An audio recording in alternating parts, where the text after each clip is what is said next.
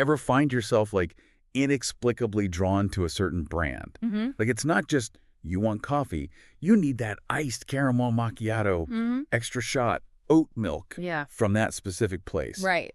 We're diving deep into consumer behavior today. Okay. And trust me, it's way more interesting than it sounds. Well, and what's wild is consumer behavior is like 70% of the U.S. economy, right? So Wow. this isn't just like what jingle gets stuck in your head. It's the engine driving trillions of dollars in decisions. Okay, now I'm really paying attention.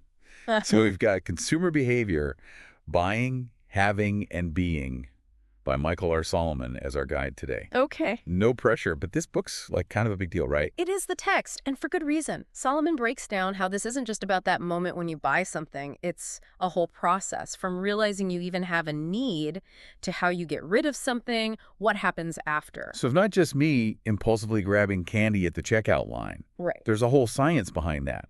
Oh, absolutely. Solomon lays it out in these key stages. So first, there's need recognition. You're thirsty. You need a new phone, whatever, right? Mm-hmm. Then comes the information search. You're scrolling online, you're comparing prices, maybe texting a friend for recommendation. Wait, so my group chat is basically market research.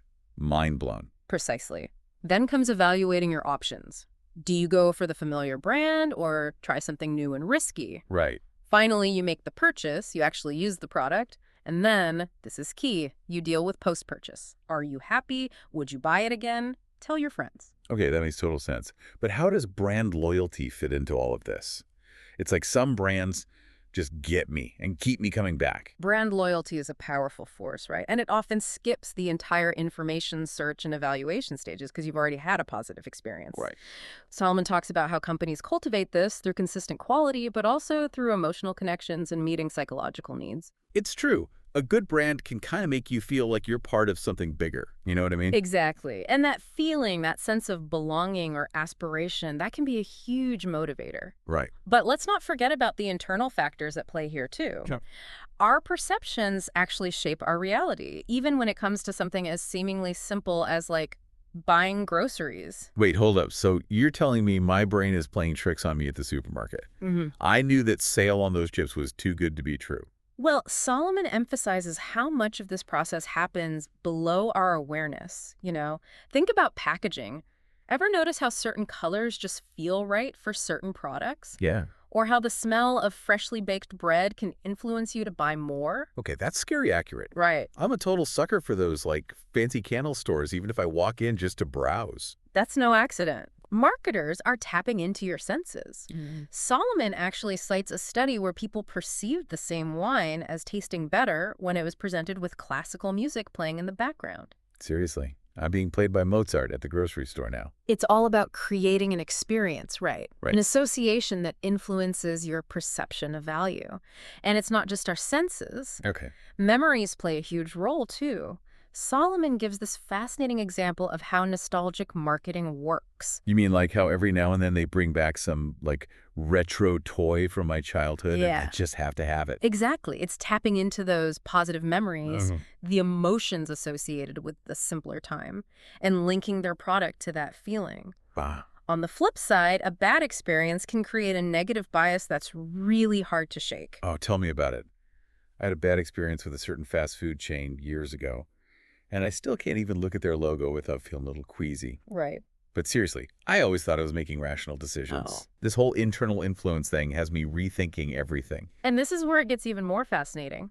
It's not just our own minds influencing our choices, but also our innate drives.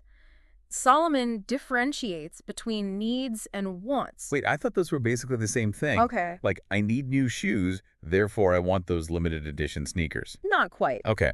Needs are more fundamental. Think Maslow's hierarchy of needs. Right. We're talking about the need for safety, belonging, self-esteem. Okay. These are deeply rooted psychological drivers. Okay. So, like, I need to feel safe, and I want that high-tech home security system to fulfill that need. Exactly. Right. Wants are how we choose to express those deeper needs. They're influenced by our personality, our culture, and yes, by clever marketing. Okay, so I'm not just being materialistic. Mm-hmm. I'm fulfilling a deep psychological need for status. Right. Okay, maybe I'm not off the hook that easily. But there's another layer here.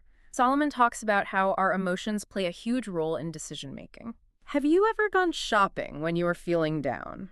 Bought a bunch of stuff you didn't need?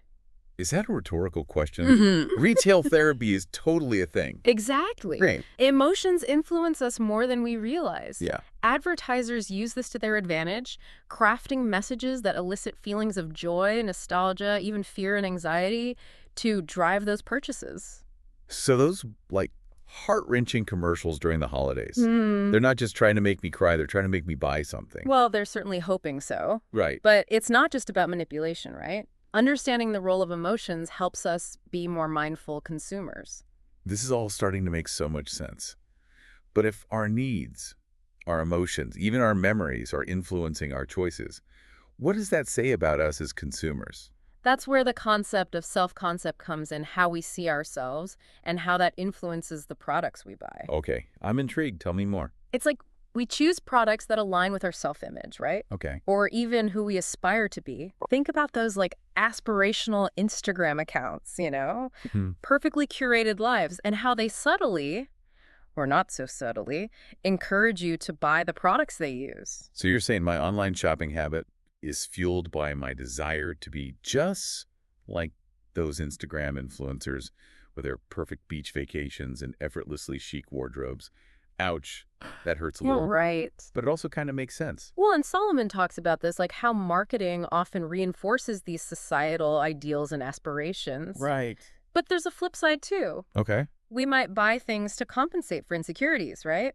Someone feeling less than confident might splurge on designer clothes, hoping to project an image of success. It's like those old school makeover montages in movies, but instead of a new haircut, it's a whole new wardrobe and like a shopping spree montage. Right. But it's not all about us as individuals, is it? We're influenced by the people around us, too. Exactly.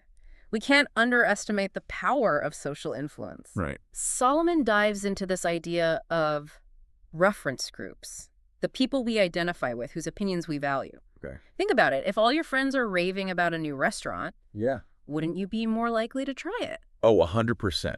I'm way more likely to trust a recommendation from a friend than some, random online ad. That's why word-of-mouth marketing is so powerful, right? Yeah, right. It leverages those personal connections to build trust and credibility. Right.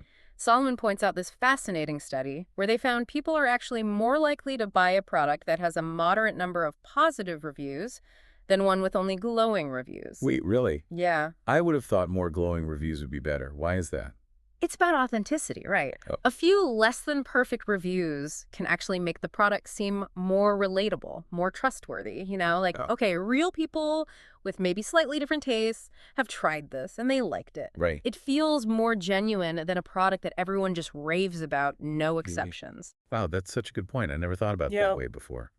So it's not just about what people are saying, it's also about how they're saying it. Precisely. And it's not just direct recommendations either. Oh, yeah. It's also about observing what others are buying, what they're doing. Mm-hmm. Solomon calls this social proof, the idea that we look to others for cues on how to behave, especially in, unfamiliar situations. Ah, so that's why I always end up ordering the most popular dish at a new restaurant. Right. I figure if everyone else is getting it, it must be good, right? Exactly. It's a shortcut, Totally. a way to avoid a potential food faux pas. Right, right. But this social influence thing goes way beyond restaurants and fashion choices. Okay. Solomon talks about how it even impacts our charitable giving. Okay, now that's interesting. How so? Well, studies have shown that we're more likely to donate to a cause if we see that our friends or family members have already donated. Uh-huh. It's like this unspoken social pressure. Well, if they're giving, maybe I should too. Wow, so even our altruistic impulses are subject to social influence. Precisely. And it's not always a bad thing, right? Right. Social influence can be a powerful force for good, encouraging us to support important causes or adopt more sustainable behaviors. Right. But it's important to be aware of its power, to question why we're doing something and whether it aligns with our own values. Right, because it's easy to get caught up in the everybody's doing it mentality without really thinking about it. Exactly. And speaking of broader influences, let's talk about the elephant in the room. Okay. Or maybe the whole cultural landscape that we live in. Okay. Solomon argues that culture is like the lens through which we view the world Mhm. and make decisions, especially consumer choices. Okay, so we're talking bigger picture stuff now. Yeah. How does our culture shape our buying habits? Give me the 101. Well, each culture has its own set of values, beliefs, customs, traditions Right. that influence everything from what we wear to what we eat to what we even consider a status symbol. Solomon dives into how these cultural norms impact our consumption patterns, Mm-hmm. sometimes in surprising ways. Give me an example. I need a concrete example to really wrap my head around this. Let's take gift giving. In some cultures, it's all about extravagant displays of affection, while in others, practical gifts are more appreciated. A flashy car might be the ultimate status symbol in one culture, while in another, it's like a handcrafted piece of furniture passed down through generations. That's so true. I never thought about it like that before, but it makes perfect sense. Like, what's considered normal or acceptable in one culture might be totally taboo in another. Exactly. And marketers who ignore those cultural nuances Yeah. do so at their own peril. Right. Think about those product launch disasters Right. where a brand misses the mark completely because they didn't understand the cultural context of their target market. Ouch. Yeah. Talk about a marketing nightmare. So understanding consumer behavior from like a cultural perspective is key to avoiding those kinds of blunders. Absolutely. But here's the thing. Culture isn't static, right? Yeah. It's Right. constantly evolving, influenced by technology, globalization, Mm-hmm. a whole host of other factors. Right. And one of the biggest game changers in recent years has been, you guessed it, the internet. Okay, let's talk about the digital age. Amazon Prime has definitely impacted my spending habits, but how has, like, the online world changed the consumer behavior game in a bigger sense? It's completely revolutionized the way we shop and consume. It's true. I can get lost down like a rabbit hole of online reviews and product comparisons before I even, like, think about hitting buy now. Right. But is that really a bad thing? Not necessarily. It's all about being a more informed consumer, right? Right. We have more power than ever to research, compare, find the best deals. Solomon talks about how this has actually shifted the balance of power a bit, giving consumers more control over that buying process. Okay, that's empowering. But let's be real. The online world isn't all sunshine and roses. What about those targeted ads that seem to follow you everywhere online? It's like they know what I'm thinking before I do. You're not imagining it. Really? Those algorithms are designed to analyze your browsing history, your social media activity, Yeah. even your location, to predict your wants and needs. That's creepy. Solomon describes it as personalized persuasion. Personalized persuasion. That sounds a little ominous, doesn't it? Yeah. Like something out of a sci-fi movie. Well, it can be a bit unsettling, right? Right. The goal is to show you ads that are most likely to resonate with you, to Mhm. make you more likely to click and buy. Right. But the more we understand how these algorithms work, Yeah. the more we can kind of critically evaluate the information we're being fed. So it's not just about being aware of our own internal biases. It's also being aware of the external forces, Right. algorithms that are trying to influence our choices. Exactly. And this brings us to kind of a crucial point. Okay. Solomon emphasizes that consumer behavior isn't just some like abstract concept studied in textbooks. Right. It has real-world implications. Okay, I'm listening. Connect the dots for me. How does understanding all of this, like, translate into making more conscious, more ethical choices as consumers? It starts with asking questions, right? Okay. Where was this product made?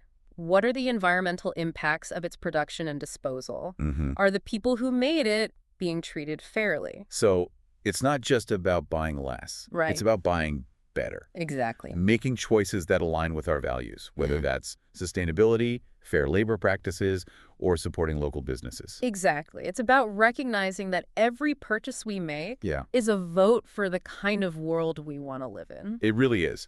I'm starting to see consumer behavior in a whole new light now.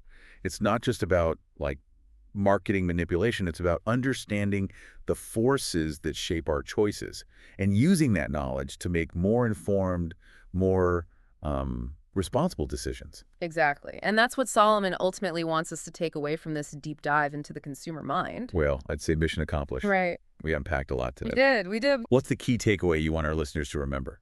Remember this.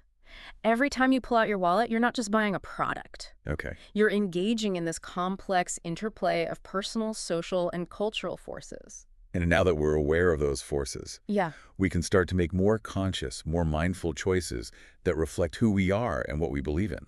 Precisely. Knowledge is power. Mm-hmm. And understanding the why behind our buying habits empowers us to be better, more responsible consumers. Love that. Well, there you have it, listeners. The fascinating, complex, and sometimes even empowering world of consumer behavior. Until next time, happy consuming, but consume consciously.